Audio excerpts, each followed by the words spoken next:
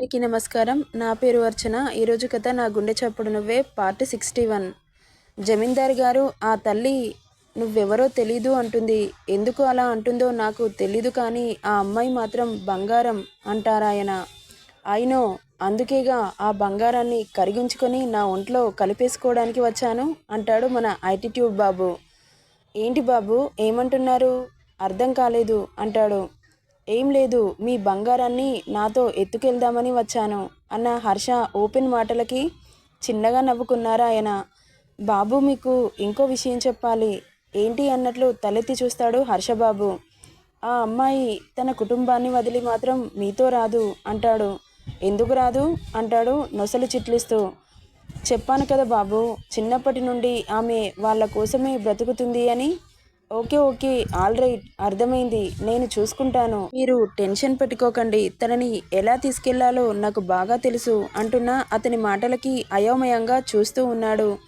అంతలో సుష్మా హర్ష దగ్గరికి వచ్చి హాయ్ హర్ష అంటుంది. హే సుష్మా, నువ్వేంటిక్కడ అంటాడు ఎగ్జైట్గా ఫీల్ అవుతూ. ఇది మా ఇల్లు హర్ష అంటుంది. ఓ అవునా, వాట్ ఏ సర్ప్రైజ్ అంటాడు హర్ష. అవును హర్ష, చాలా సర్ప్రైజింగ్గా ఉంది నాకు కూడా అంటుంది. వీళ్ళిద్దరూ మాట్లాడుకుంటూ ఉంటే జమీందార్ గారు వీళ్ళనే చూస్తూ ఉన్నారు. ఈ అబ్బాయి నీకు తెలుసా అమ్మా అంటాడు. మేము చదివేది వీళ్ళ కాలేజీలోనే నాన్నగారు అంటుంది సుష్మా. అవునా, నీకు అంత పెద్ద కాలేజ్ ఉందా అంటాడు జమీందార్ గారు. ఒక్క కాలేజ్ ఏం కర్మ నాన్నగారు, పెద్ద పెద్ద కంపెనీలు కూడా ఉన్నాయి. నిన్న ఇంటర్నేషనల్ ఫుట్బాల్ టోర్నమెంట్లో కూడా ఛాంపియన్షిప్ని గెలుచుకున్నాడు అని ఒక్కోటి చెబుతూ ఉంటే షాక్కు గురవుతారు జమీందార్ గారు. ఇంత పేరు పలుకుబడి అన్ని కోట్ల ఆస్తిని అన్నింటినీ వదిలి ఒక అమ్మాయి కోసం ఇంత దూరం వచ్చారంటే ఆ అమ్మాయిని ఎంతలా మీరు ప్రేమిస్తున్నారో అర్థమవుతుంది అన్న ఆయన మాటలకు షార్పుగా చూస్తాడు మన బాబు. ఎందుకు చెప్పుకోండి చూద్దాం. హా, ఇంకెందుకు, అక్కడ ప్రేమిస్తున్నావు అన్నాడు కదా. బాబుకి బీపీ సర్రున పెరుగుతుంది.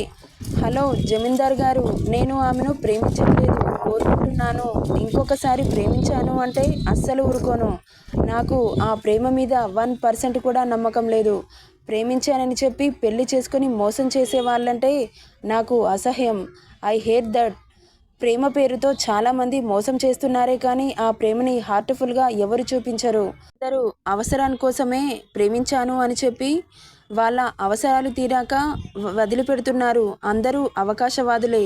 ప్రేమ ఎక్కడుంది అంటున్న హర్ష మాటలకి వింతగా విచిత్రంగా తోస్తున్నాయి జమీందార్ గారికి. సరే బాబు, మీ ఇష్టం, కానీ మీకు ఎదురుగా రూమ్ని ఏర్పాటు చేశాం. అందులో అన్ని సౌకర్యాలు ఉంటాయి. మీరు దేనికి ఇబ్బంది పడాల్సిన అవసరం లేదు అనగానే హర్ష నోట్ల కట్టని తీసి జమీందార్ గారి చేతిలో పెడతాడు. అయ్యో బాబు, నేను డబ్బు ఇవ్వమని అడిగానా? ఎందుకు ఇస్తున్నారు? మీరు మా ఊరికి వచ్చిన అతిథి. మిమ్మల్ని మర్యాదగా చూసుకోవడం మా బాధ్యత. మీరు ఎన్ని రోజులు కావాలనుకుంటే అన్ని రోజులు ఇక్కడే ఉండండి అంటున్న ఆయన మాటలు విచిత్రంగా తోస్తున్నాయి హర్షకి. హర్ష లైఫ్లో ప్రతి ఒక్కరూ డబ్బు కోసం మాత్రమే మాట్లాడేవారు, ఆశపడేవారు. బట్ ఫస్ట్ టైం అంజలి తర్వాత జమీందార్ గారు అలా మాట్లాడుతుంటే ఆశ్చర్యంగా అనిపిస్తుంది బాబుకి. తీసుకోకపోవడం మీ మంచితనం, కానీ ఇవ్వాల్సిన బాధ్యత నాది. నేను ఒకరి కష్టాన్ని ఉంచుకునే అలవాటు నాకు లేదు అంటాడు బాబు. ఈ ఊరికి వచ్చాక బాబుకి ఏంటో అన్నీ కొత్త కొత్తగా అనిపిస్తుంటాయి. మనుషులు, వారి మనస్తత్వాలు హైదరాబాద్లో ఉన్న వాళ్ళకి ఊర్లో ఉన్న వాళ్ళకి చాలా తేడా అనిపిస్తుంది హర్షకి. ఇక్కడ డబ్బుతో కొనలేనివి చాలానే ఉన్నాయి అన్నట్లు చూస్తాడు బాబు. ఓకే, ఐ విల్ గో అంటాడు. సరే బాబు. రాజు, నువ్వు ఆ అబ్బాయితో వెళ్ళి అబ్బాయికి కావలసిన ఏర్పాట్లు చూడు అని చెబుతాడు జమీందార్ గారు. సరే నాన్నగారు అనుకుంటూ హర్షని తీసుకొని అంజలి ఇంటికి ఎదురుగా రూమ్ ఏర్పాటు చేయడంతో బాబు ఫేస్లో సాడిస్టిక్ స్మైల్. నా నుండి ఎక్కడికి పారిపోతావు పాపా? నువ్వు పాతాళంలో ఉన్నా నేను వెతికి మరీ పట్టుకుంటాను. నాతోనే గేమ్స్ ఆడుతున్నావా? చెబుతా నీ పని. నన్ను పెళ్లి చేసుకో హర్ష అని అనేలా చేసుకోకపోతే నా పేరు హర్షవర్ధన్ రెడ్డే కాదు అని అంజలి వాళ్ళ ఇంటిని చూస్తూ ఎదురుగా ఉన్న ఇంట్లోకి వెళ్తారు ఇద్దరు. హర్ష గారు, మీకు వంటకి ఒక అబ్బాయిని ఏర్పాటు చేశాం. మీ అవసరాలు, వంట, అన్ని పనులు అతనే చూసుకుంటాడు. ఓకే, థ్యాంక్ యూ రాజు అంటాడు హర్ష. పర్వాలేదండి నేను వస్తాను అంటూ వెళ్ళిపోతాడు రాజు. ఇక్కడ మన బేబీ పరిస్థితి ఏంటో చూద్దాం పదండి.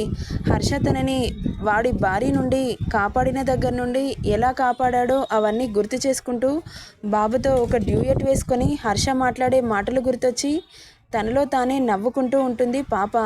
శ్వేత అంజలిని గమనిస్తూనే ఉంటుంది. ఇదేంటి ఇప్పటి వరకు ఎమోషనల్ క్వీన్లా మాట్లాడి ఇప్పుడేంటి తనలో తానే నవ్వుకుంటుంది? దీనికేమైనా పిచ్చిగాని ఎక్కిందా ఏంటి? అక్క ప్రవర్తనకు విచిత్రంగా తోస్తుంది శ్వేతకి. హా, అర్థమైంది. హీరో లెవెల్లో మనకు కాబోయే బావగారు ఎంట్రీ ఇచ్చారు కదా, పాపకు ఇష్టం లేదు అంటూనే బావగారితో డ్యూయట్ సాంగ్ వేసుకుంటున్నట్లుంది మా అక్క.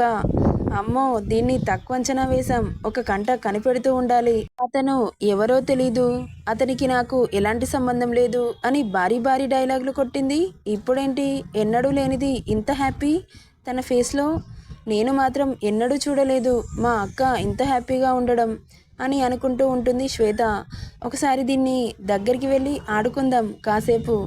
శ్వేత అంజలి దగ్గరికి వెళ్ళి ఎదురుగా కూర్చొని అంజమ్మ అని పిలుస్తుంది. కానీ పాప డీప్ డ్రీమ్లో డ్యూయట్ సాంగ్ వేసుకుంటుంది బాబుతో. ఎక్కడ పలుకుతుంది? హలో మిస్ అంజమ్మ అని చిటిక వేస్తుంది చిన్న పాప. ఆ సౌండ్కి తేరుకొని హా అంటుంది. ఏంటంజమ్మ, బాగా డ్రీమ్లో ఉన్నట్టున్నావు? ఏం డ్రీమ్ వేసుకుంటున్నావేంటి అంటుంది వెటకారంగా. ఏయ్, డ్రీమ్ ఏంటే డ్రీము అంటుంది ఏం తెలియనట్లు. మరి నేను పిలుస్తున్నా కానీ అటెటో చూస్తున్నావు? నిజం చెప్పక్క, నువ్వు పెళ్ళిలో ఎంట్రీ ఇచ్చిన అతని గురించి ఆలోచిస్తున్నావు కదా? నిజంగా చాలా బాగున్నాడు కదా అక్క, చూస్తుంటేనే ముద్దెచ్చేస్తున్నాడు. ఒకసారి చూస్తే కలలో కూడా వచ్చేటట్లున్నాడే. అతడిని ఇంకా ఇంకా చూడాలనిపిస్తుందక్క అని అంజలిని ఉడికిస్తూ ఉంటుంది శ్వేత.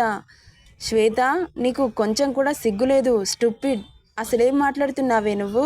నీ ఏజ్ ఏంటి? నువ్వు మాట్లాడే మాటలేంటి? చంపుతా ఇంకొకసారి ఆ అబ్బాయి గురించి మాట్లాడావంటే. అదేంటి ఆ అబ్బాయిని అంటుంటే నీకు అంత రోషం పొడుచుకొస్తుంది? ఆ ప్లేస్లో ఎవరున్నా నేను అలాగే మాట్లాడతాను. ఇంకొకసారి ఆ అబ్బాయిని అలా మాట్లాడావో అస్సలు ఊరుకోను.